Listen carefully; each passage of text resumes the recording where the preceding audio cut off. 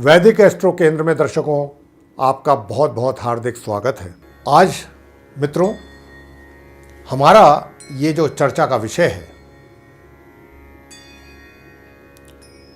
नवंबर का जो महीना आ रहा है 2020 में, आने वाला जो महीना नवंबर का है, ये उसके राशिफल की चर्चा है, मासिक राशिफल। तो सभी राशियों के विषय में चर्चा होगी, मेष राशि से लेकर और मीन राशि तक एक एक करके। और जैसा कि हम सदैव ये बात आपसे करते हैं कि ये जो राशिफल हम लेकर आते हैं आपके सम्मुख, ये पूर्णतया ग्रह गोचर के आधार पर तैयार होता है। जो ग्रहों की गोचर में जो संचार स्थिति है, उसी के आधार पर ये हम आपको ये राशिफल की चर्चा करते हैं आपके साथ। तो आइए चर्चा आरंभ करते हैं। और कहाँ से चर्चा आरंभ करते हैं कि जो नवंबर के महीने में ग्रहों की गोचर में जो स्थिति रहने वाली है, पहले उससे आपको अवगत कराते हैं और उसके बाद फिर हम आपके साथ चर्चा करेंगे आपके राशिफल के विषय में।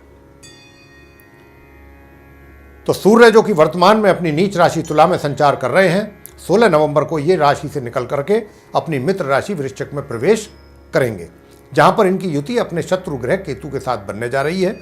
मंगल ग्रह जो कि वक्री अवस्था में अपनी मित्र राशि मीन में संचार कर रहे हैं, 14 नवंबर को ये होंगे मार्गी।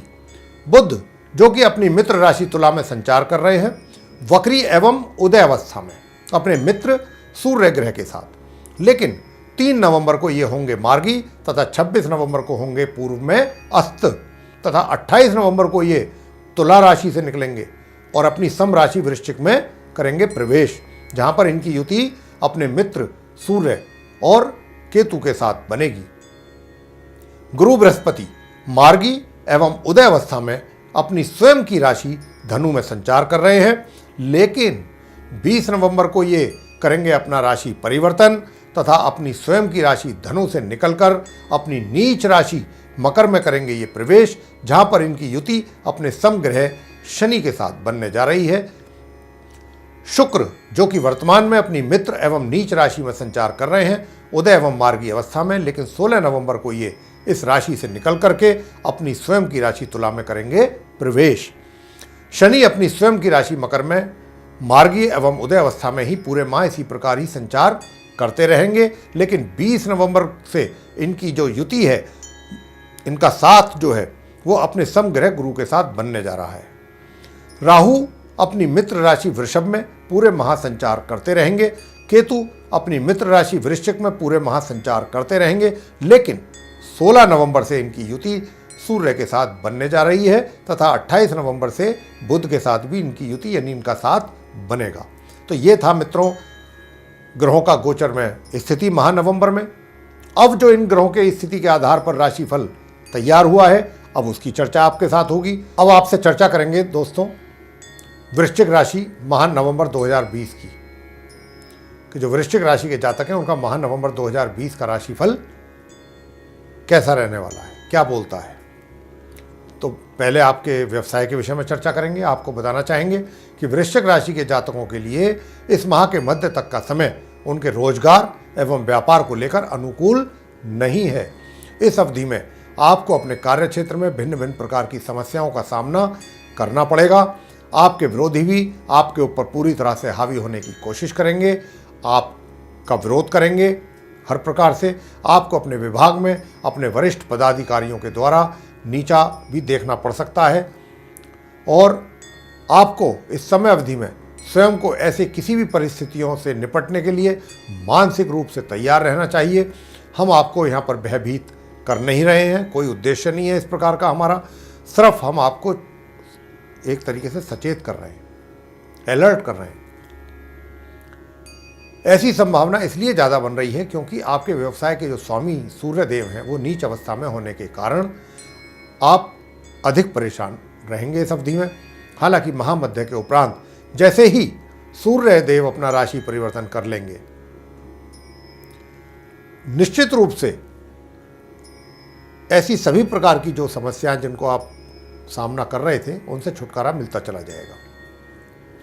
लेकिन माह के अंतिम दिनों में आपके कार्यों में कुछ विघ्न तो पैदा होगा, यानी जो कार्य समय पर आपके द्वारा पूरे किए जा सकते हैं उनमें भी कुछ विलंब होगा। वैसे महामध्य के उपरांत अगर आप अपने कार्यों में पूरे हिम्मत और ईमानदारी के साथ लगे रहेंगे तो आपकी पदोन्नति भी हो सकती है, इस बात की भी संभावना दिखाई दे रही है। या फिर कोई नई नौकरी, अच्छी नौकरी भी आपको प्राप्त हो सकती है इस अवधि में, जो कि घर से दूर ही होगी, घर के आसपास नहीं होगी, दूर होगी। लेकिन इस पूरे माह आपको अपने कार्य क्षेत्र में संघर्ष तो अवश्य ही करना पड़ेगा, तभी अंत में कुछ अनुकूल परिणामों की प्राप्ति आपको हो पाएगी। आपके अपने विचार भी इस माह बहुत ही धार्मिक रहने वाले हैं। आपके जो सोच है वो भी काफ़ी सकारात्मक रहेगी। वित्तीय स्थिति, आपकी वित्तीय स्थिति इस माह के मध्य तक तो ज़्यादा मजबूत नहीं दिखाई दे रही। आय में कमी के संकेत भी हैं। महामध्य के उपरांत आय के साधन बनेंगे आपके, लेकिन खर्चे भी प्रबल रूप से बढ़ेंगे। धन का संचय इस माह होना असंभव है। अच्छा रहेगा अगर आप अपने खर्चों पर नियंत्रण रखें। प्रेम संबंध, इस माह के मध्य से आपके लिए ग्रहों के द्वारा अच्छे संकेत दिखाई दे रहे हैं कि इस अवधि में आप अपने प्रेम संबंधों को अधिक मजबूत करने में सफल होंगे। मगर जरूरत से ज़्यादा पैसा अपने मित्र के ऊपर खर्च करने से आपके धन का संतुलन भी बिगड़ सकता है। इस बात का ध्यान भी आपको रखना होगा। पारिवारिक संबंध, माह के उत्तरार्ध तक आपके अपने परिवार के साथ संबंध सामान्य रहेंगे, लेकिन इसके पश्चात संबंधों में अकस्मात ही कुछ मतभेद पैदा हो सकते हैं। विवाहित व्यक्तियों का जो वैवाहिक जीवन है वो माह के मध्य तक तो थोड़ा तनावग्रस्त रह सकता है, लेकिन उसके उपरांत हालातों में आंशिक सुधार होगा।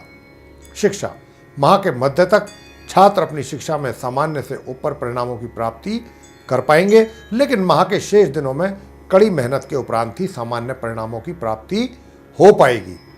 संतान, वैसे तो यह पूरा महीना ही आपकी संतान को लेकर बहुत ज़्यादा उत्कृष्ट हमें दिखाई नहीं देता।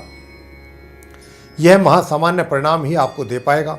आपकी संतान के द्वारा आपको इस माह के अंत में अपनी संतान की ओर अधिक ध्यान देने की आवश्यकता होगी, अन्यथा आपको निराशा ही हाथ लगेगी। स्वास्थ्य भी नरम गरम चलता रहेगा। वैसे अपने खाने पीने का जरा अधिक ध्यान रखें आप। यह तो था आपका राशिफल। अब आगे आपको सरल उपाय बता देते हैं। अगर आप श्रद्धापूर्वक करेंगे तो बहुत आसान उपाय हैं, कर पाएंगे और उनके लाभ भी आपको बहुत उत्तम प्राप्त होंगे। निर्भर आप पर करेगा। उपाय क्या है कि भाई प्रत्येक शुक्रवार गाय को पूरियां बनवा के 4 उनके ऊपर खीर बनवा करके रख करके गौ माता को अपने हाथ से खिलाना है। साथ ही माँ लक्ष्मी जी की पूजा भी करनी है। लक्ष्मी सूक्त का पाठ कर सकते हैं आप, और या फिर माँ लक्ष्मी जी के मंत्रों का जप कर सकते हैं। ओम या देवी सर्वभूतेषु लक्ष्मी रूपेण संस्थिता नमस्तस्यै नमस्तस्यै नमस्तस्यै नमो नमः। ये मंत्र है, एक माला इसकी कर सकते हैं तो कर लीजिए। प्रतिदिन प्रातःकाल सूर्यदेव को जल अर्पित करें, स्नान आदि से फ्री होकर के। जल में 1 चुटकी कुमकुम भी मिला लें। साथ ही अगर कर सकते हैं तो 5 या 10 मिनट मात्र आदित्य हृदय स्तोत्र का पाठ भी कर लें। गुरुवार के दिन केले के वृक्ष की पूजा करनी है। विशेष रूप से छात्रों के लिए कह रहे हैं हम ये बात। वैसे तो सभी कर सकते हैं, लेकिन छात्र करेंगे तो उनका शिक्षा में कुछ अधिक लाभ प्राप्त कर पाएंगे।